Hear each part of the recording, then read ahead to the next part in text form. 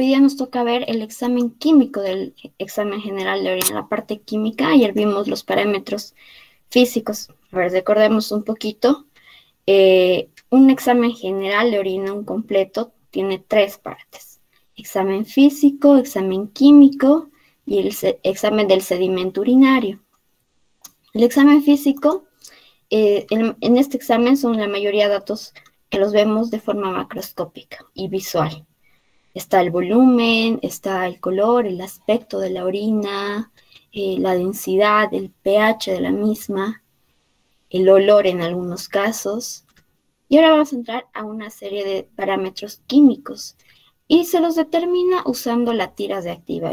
Para hacer un examen, un parcial de rutina, se utiliza solamente la tira reactiva, salvo cuando al médico le interesa conocer una concentración exacta de alguno de los analitos que vamos a ver, podemos hacerlo mediante otro método. Si no, usamos el método cromatográfico, que consiste en esta tirita de orina.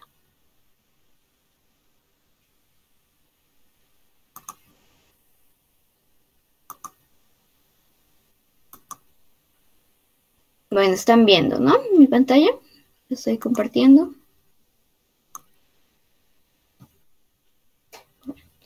Ah, sí, gracias.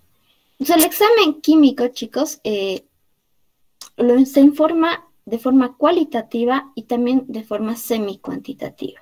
Lo hacemos con estas tiritas reactivas, son las tiras reactivas, que consiste en una tira de un material especial que es por lo general impermeable, en el cual están impregnadas en distintas áreas papeles, pueden ser papeles de celulosa, por ejemplo, u otro material, impregnados con reactivos, con distintos reactivos. Cada uno de una de las áreas de los cuadraditos tiene un reactivo diferente y nos sirve para determinar parámetros diferentes.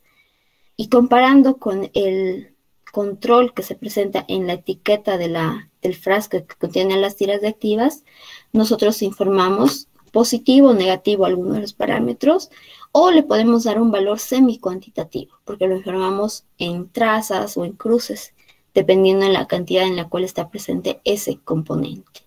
Sí, los componentes que se suelen medir son estos 8 en la tira reactiva, componentes químicos, glucosa, proteínas, sangre, que son componentes que normalmente no están presentes en la orina, lo mismo la bilirrubina. El urobilinógeno sí es un componente normal de la orina, pero hay que ver si está o no incrementado. Los cuerpos cetónicos, nitritos y leucocitos, que tampoco son componentes normales. Entonces, ¿qué es la banda o la tira reactiva? Les decía, es una banda angosta de plástico, porque tiene que ser un material impermeable, con pequeños tacos o esas áreas que han visto adheridas. Y cada taco, cada cuadradito, contiene impregnados de activos para distintos parámetros. Lo importante, los cuidados que hay que tener con las tiras reactivas, que no se contaminen. Una vez que ustedes extraen una tirita del frasco, del envase, tápenlo. Inmediatamente tápenlo y protéjanlo de la luz, de la humedad, del calor, porque si no se van contaminando y van habiendo reacciones espontáneas. Y cuando queramos leer ya al hacer un examen de orina, vamos a tener resultados equivocados. ¿Okay? Y otro factor, que deben ser leídas en el tiempo requerido, chicos. Acá dice: cada uno de los parámetros te indica a los cuántos segundos se hace la lectura. 30 segundos, 60 segundos, algunos incluso un poquito más, 90 segundos. Entonces, ustedes lean en ese tiempo, no lo lean ni antes ni después. Y comparen el color desarrollado con el color del control que tiene el envase. Así se debe sumergir una tira reactiva dentro de la orina antes de que ésta sea centrifugada. Es mejor que sea en el envase original directamente, del envase en el cual nos han traído la orina, o puede ser en el tubito donde se vaya a centrifugar, pero antes de la centrifugación, siempre antes de la centrifugación. Se lo sumerge por completo, que todos los tacos que están adheridos se lleguen a humedecer. Miren, acá está haciéndolo en el tubo, impregnando la tira. Por ejemplo, una de las marcas más conocidas de tiras reactivas es la Multi-Sticks. Y de ella deriva una serie también de otras marcas, pero la primera, una de las primeras que implementó el uso de estas tiras reactivas fue la Multi-Sticks. Estas tiras Multi-Sticks tienen la característica de que su control, su tira control, que es esta que está a la izquierda, viene en esta posición vertical en el envase. Entonces nosotros acercamos la tirita en la misma posición y vamos viendo qué color se ha desarrollado en cada uno de los taquitos. Y de esa manera comparamos.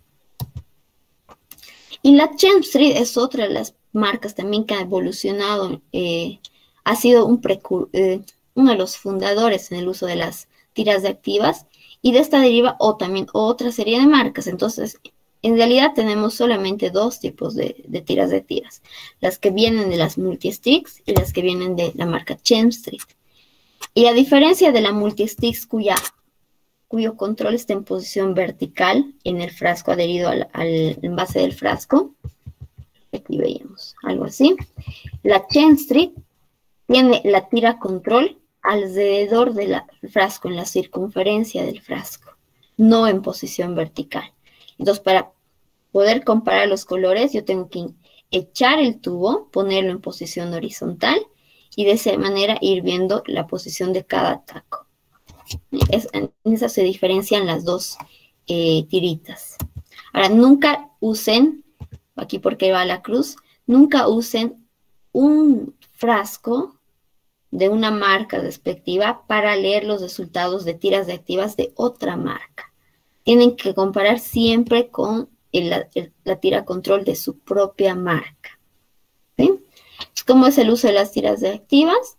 Dice, las sacamos de su envase, ¿verdad?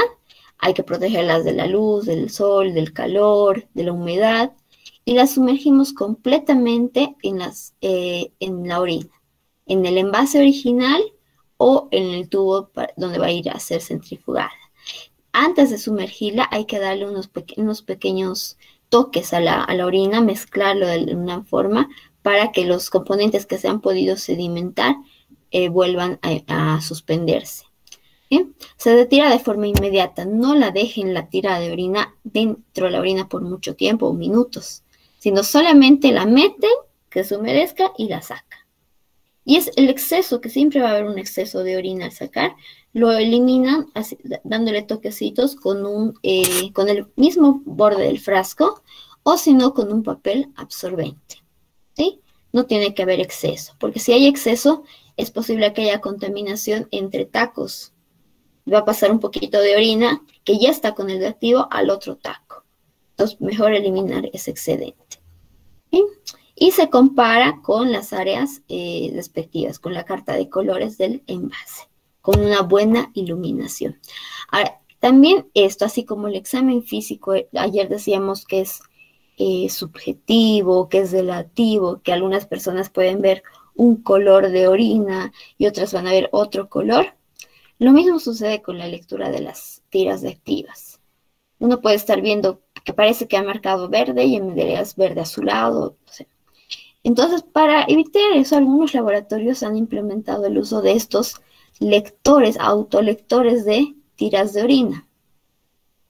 Se coloca la tira en el casete, en la casetilla, esta se introduce y es una especie de espectrofotómetro esto. De acuerdo al color que tenga, la intensidad de color que tenga cada taquito, el equipo, el lector, nos va a dar va a calificar de cierta manera. Igual se informa de forma semi-cuantitativa. No esperemos un resultado exacto, pero es una forma más objetiva. Hay que respetar lo que dice este lector, entonces no va a haber la pelea entre los posibles bioquímicos del laboratorio. Acá tenemos otra formita, se pone la tirita, se lo introduce, es como un trencito que automáticamente se mete adentro y el equipo hace la lectura de cada una de las áreas. Pocos laboratorios están usando esto, porque realmente no es tan útil, ¿no? Si es solamente un laboratorista el que trabaja en el área de orinas, entonces no va a haber mucho problema con otro. Él tendrá la experiencia necesaria para comparar de forma adecuada con con la cartilla de colores de las tiras. Bueno, entonces vayamos viendo los parámetros que podemos determinar. La glucosa, ¿verdad? La glucosa es un elemento que normalmente no está presente en la orina. Solamente está presente en orina cuando ha superado el umbral renal de la glucosa. Y ahora les vuelvo a preguntar, ¿quién, levante la mano, quién me dice qué es umbral renal de la glucosa? ¿Cómo se define? Es la concentración de la glucosa en sangre a la cual ya el riñón ya no puede hacer la filtración por completo, doctora. La primera parte estaba bien, es la concentración en sangre, pero la segunda no. Es, es donde sí hacen la filtración en el umbral renal hacia la sangre. Siempre hay filtración, así no se supera el umbral renal o sí, toda la glucosa que llega al riñón por la sangre es filtrada porque es una molécula pequeña. Pero ¿qué sucede después? ¿Hay o no de absorción de la glucosa en condiciones normales? ¿Hay de absorción cuando no Sí, se ha doctora. superado? Sí, ¿verdad? Así como se filtra toda la glucosa, también se absorbe toda. Por lo tanto, un paciente que no ha superado el umbral renal no va a presentar glucosa en orina. Pero cuando se supera el umbral renal, esa concentración en sangre está demasiado alta, por encima de 160 o 180 miligramos sobre decilitro, ya no hay una reabsorción completa. La reabsorción es incompleta y en esos casos observamos glucosa en orina. Va a marcar la tirasa activa en el área de orina. Entonces, ese es el umbral renal de la glucosa, la concentración a la cual la de absorción tubular ya no es completa. ¿Mm? Y ya saben el valor, 160 a 180 miligramos sobre decilitro. A la presencia de la glucosa en orina se llama glucosuria, chicos. Presencia de glucosa en sangre es glicemia o la concentración de glucosa en sangre. La glucosuria normal es 2 a 20 miligramos de decilitro, que son valores indetectables para la tirasa activa. Por eso un paciente que no ha sobrepasado el umbral renal nos marca negativo el área de glucosa en la tirasa activa, porque su sensibilidad no llega a estos valores tan bajitos. Para la tirasa activa resulta indetectable. La tirasa activa lee a partir de los 50 o incluso algunas marcas a partir de 100 miligramos por decilitro. Este valor más bajo que puede ser leído por una tirasa activa se la llama sensibilidad.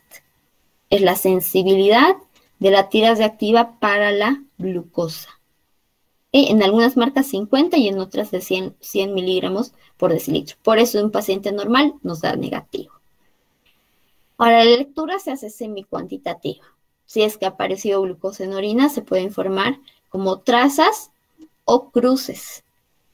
Y si ustedes ven acá, nos vemos a la franja de la glucosa, que es la que está en la parte inferior. Al lado de trazas, de una cruz, dos cruces, hay un valor. Nos da un valor y acá nos informa en qué unidades está ese valor. Por ejemplo, trazas nos dice que 100 miligramos por decilitro. Pero no quiere decir que exactamente la glucosa en orina de este paciente está en 100 miligramos sobre decilitro. Puede estar más o menos, pero alrededor de 100. Es un parámetro presuntivo, no es definitivo. Por eso mejor ni siquiera poner estos valores, solamente calificar como negativo si es que no está presente la glucosa, o positivo trazas, positivo una cruz, dos cruces, tres, cuatro cruces. ¿Sí? De esa forma, mejor no poner el valor, porque ese es solamente un valor cercano, no es el valor real.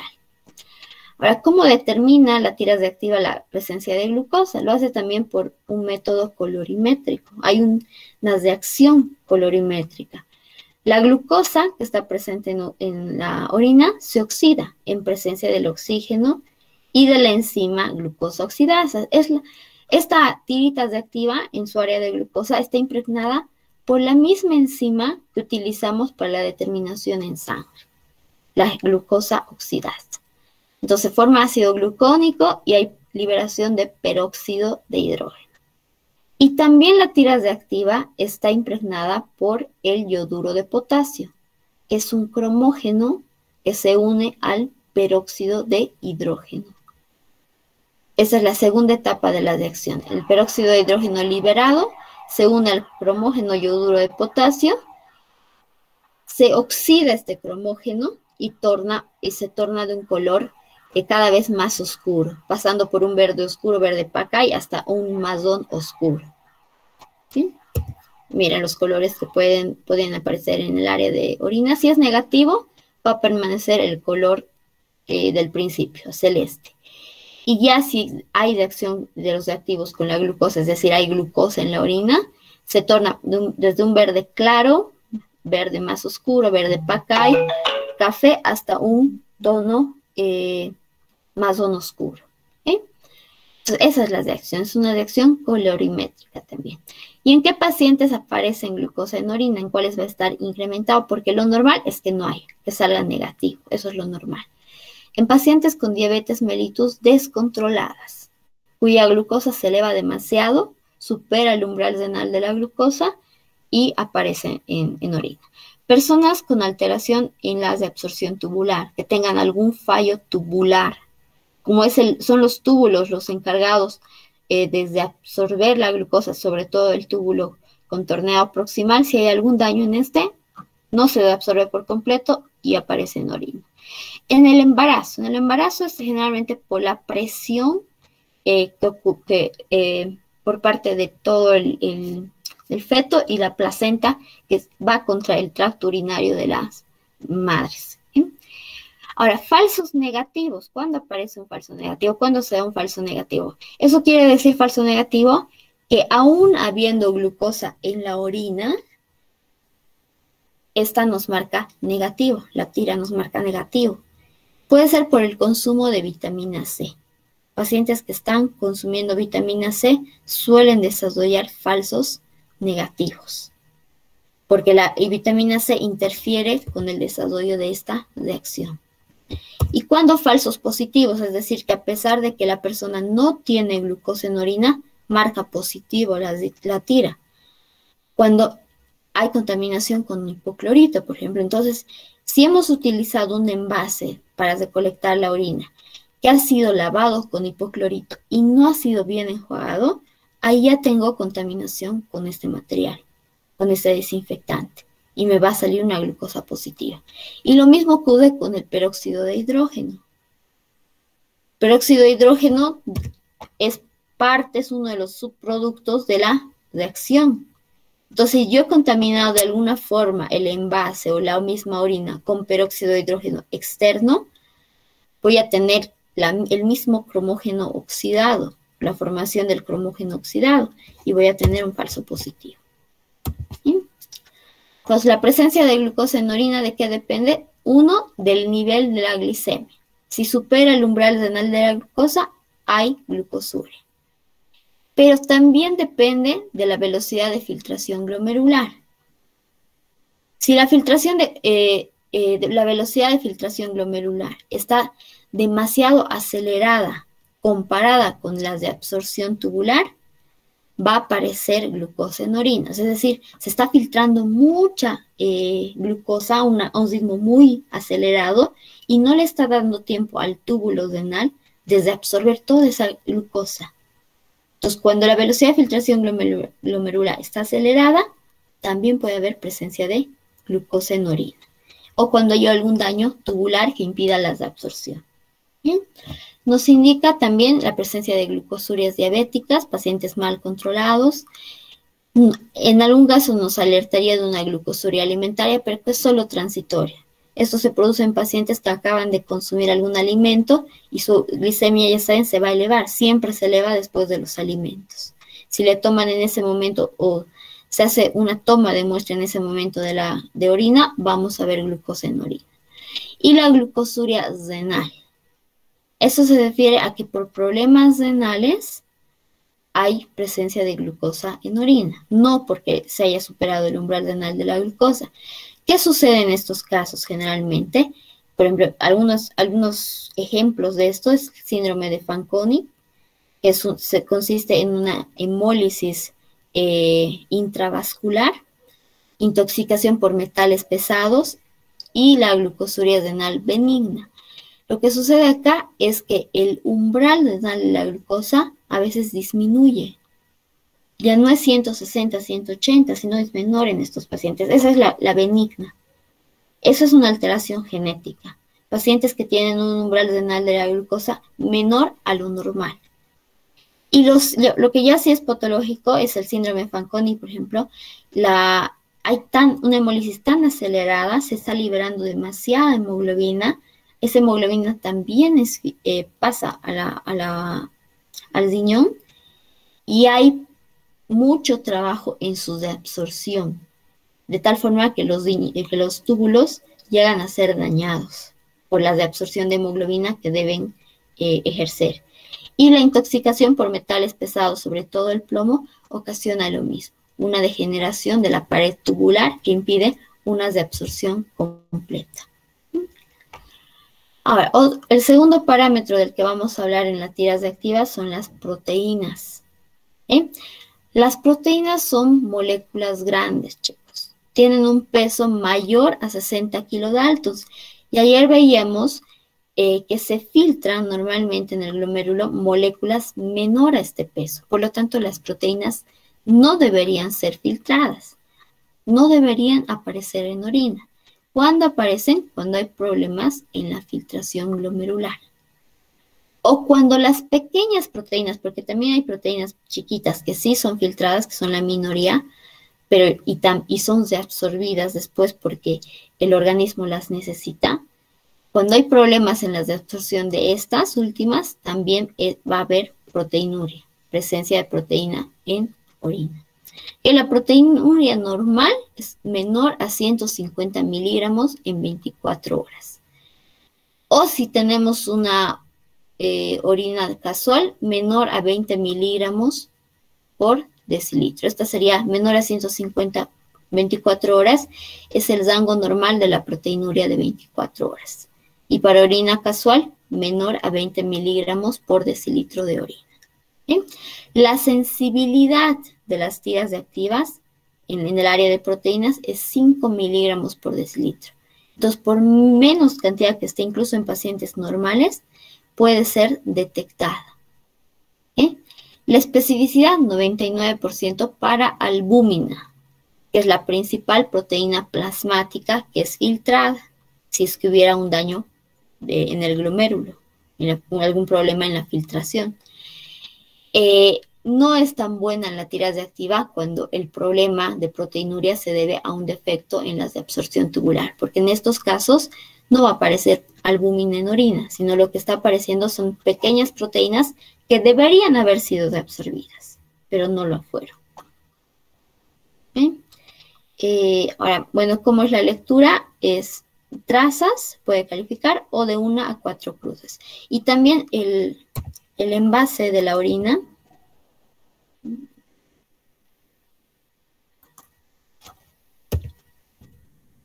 Vamos a irnos acá. El área de proteínas nos da un valor aproximado de la cantidad de proteínas que hay en esa muestra. Pero es lo mismo que ocurre con la glucosa, es solamente aproximado. Mejor no poner esta cantidad, solamente informar con cruces o con trazas si está presente la proteína, o de hecho negativo si es que no está presente. ¿Bien? Acá están los aproximados. Para trazas, aproximadamente nos indica que la orina tendría entre 5 a 20 miligramos por decilitro, que aún se puede considerar normal. Hemos dicho una proteinuria normal en orina casual menor a 20 miligramos por decilitro. Una cruz significa que tiene alrededor de 30, 2 cruces alrededor de 100 miligramos por decilitro, 3 cruces alrededor de 300 miligramos por decilitro y 4 cruces más de 2000 miligramos por decilitro. ¿Okay? Otro indicio de la presencia de proteínas, aparte de la tirita reactiva, es la espuma que se forma en la orina. Una orina que presente demasiado espuma nos sugiere que tiene proteínas y hay que esperar que la tira, en este caso la tira reactiva, sí marque proteínas. ¿Bien? Ahora, el fundamento de esa área de proteínas se basa en el lesor proteico del indicador.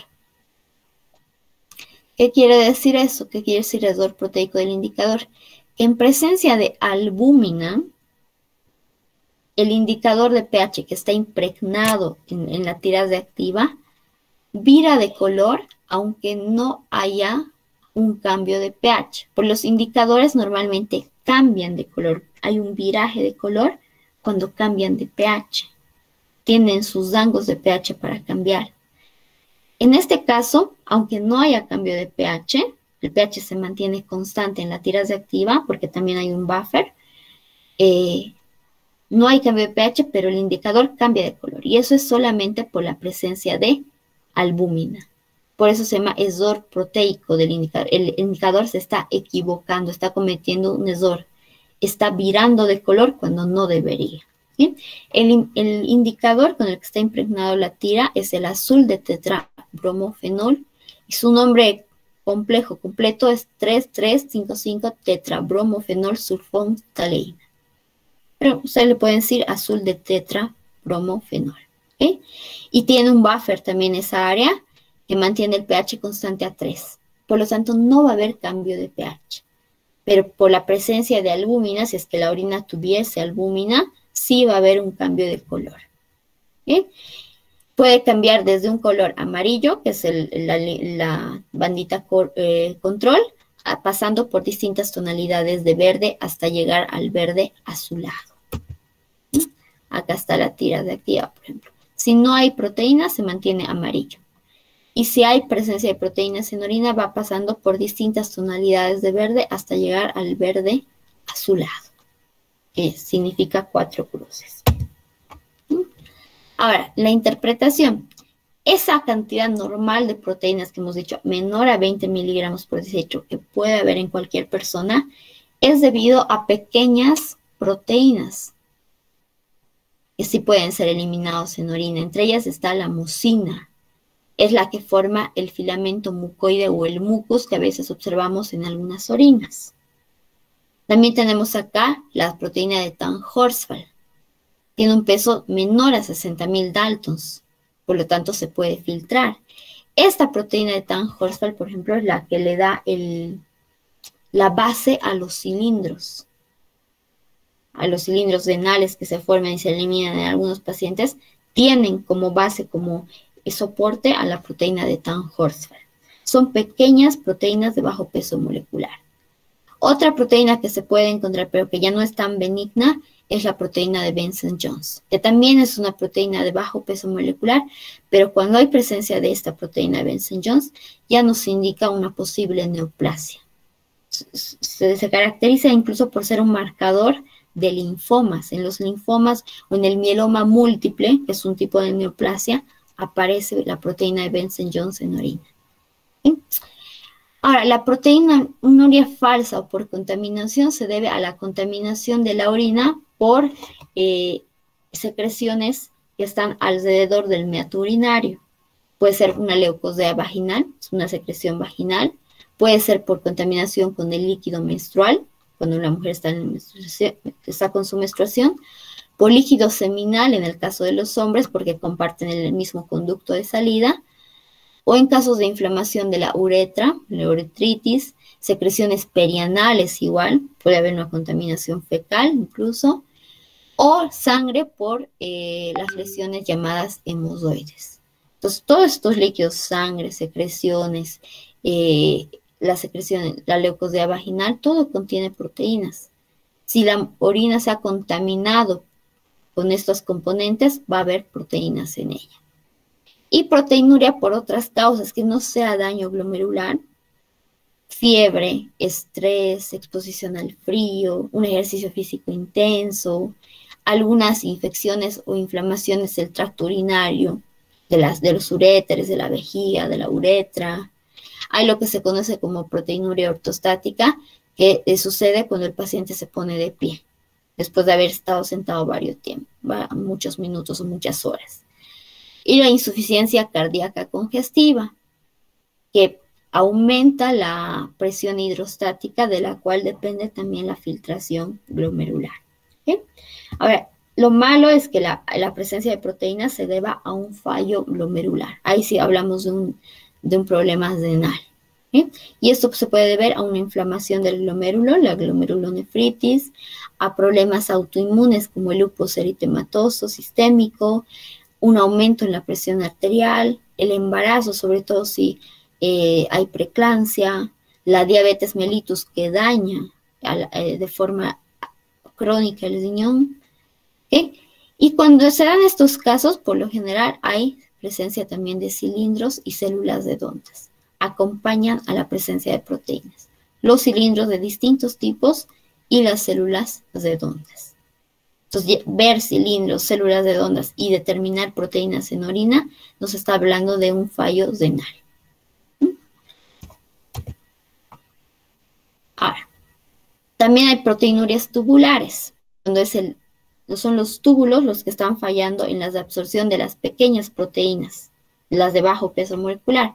Ahí puede ser la pielonefritis, el síndrome de Fanconi, que hemos dicho que se debe a una hemólisis, y por la presencia tan excesiva de hemoglobina en el riñón, se dañan los túbulos. O la enfermedad quística medular, problemas también a nivel de la nefrona, aparecen unos pequeños quistes en su porción medular. Bueno, el fundamento en la tira reactiva de la orina, ¿qué sucede? Ya hemos visto, ¿verdad? Es el error del indicador. El indicador de color, que debería virar de color cuando hay cambio de pH, lo hace sin que haya cambio de pH, solamente por la presencia de albúmina. Hay otros métodos que ya no son tan usados, que nos sirven para también decir acá está presente o no a las proteínas. Tampoco son cuantitativos, aún siguen siendo cualitativos, semicuantitativos, y cada vez están más en desuso. Por ejemplo, está la precipitación con ácido. Y podemos usar como reactivo el reactivo de Exton, que consiste en ácido sulfasalicílico al 5% en solución de sulfato de sodio. ¿Qué hace el ácido? Desnaturaliza las proteínas. Y al desnaturalizarse las proteínas, estas precipitan, forman un precipitado blanquecino.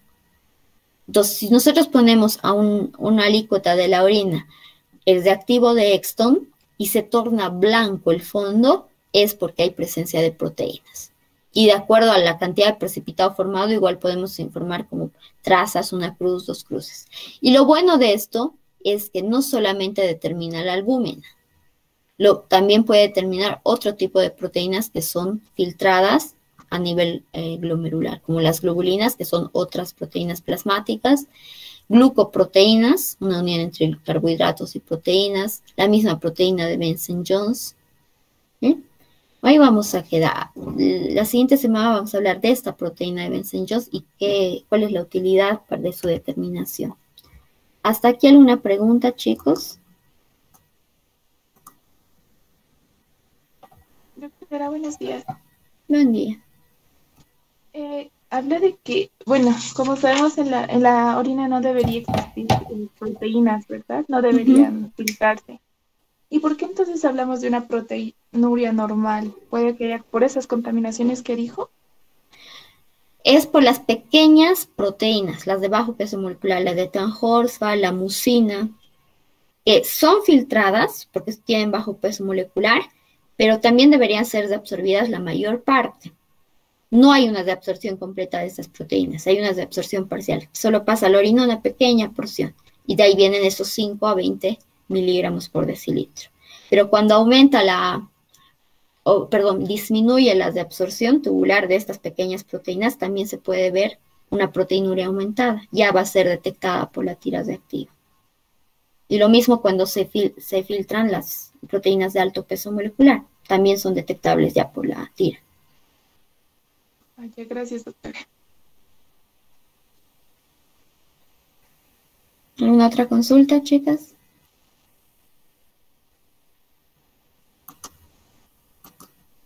Doctora, ¿Sí? en la parte donde nos dijo que la diabetes mellitus daña de forma crónica los riñones, eso fue lo que entendí. Sí.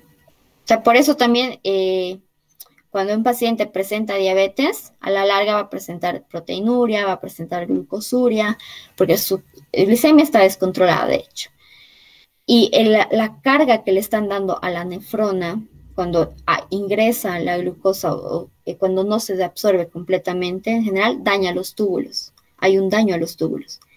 Si se dañan los túbulos, como le decía hace un momento su compañera, ya no va a haber una filtración buena de las pequeñas proteínas que sí se filtran, las de bajo peso molecular. Y estas van a salir en gran cantidad en orina. Y esas son las que detectan, las que podrían ser detectadas en la tira.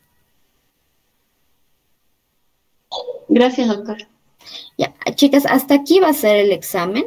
Es el miércoles ya nuestro examen. Va a ser con los formularios de Google. Yo les voy a mandar el enlace antes de la hora del examen. Sí, yo creo que eso vamos a hacer. Y el examen va a comenzar a las 12:45 en punto. A esa hora se va a abrir el examen para que ustedes puedan resolverlo. Y va a tener una duración de 40 minutos. Su examen. Por favor, les voy a pedir que sean puntuales al ingresar para que tengan todo el tiempo necesario.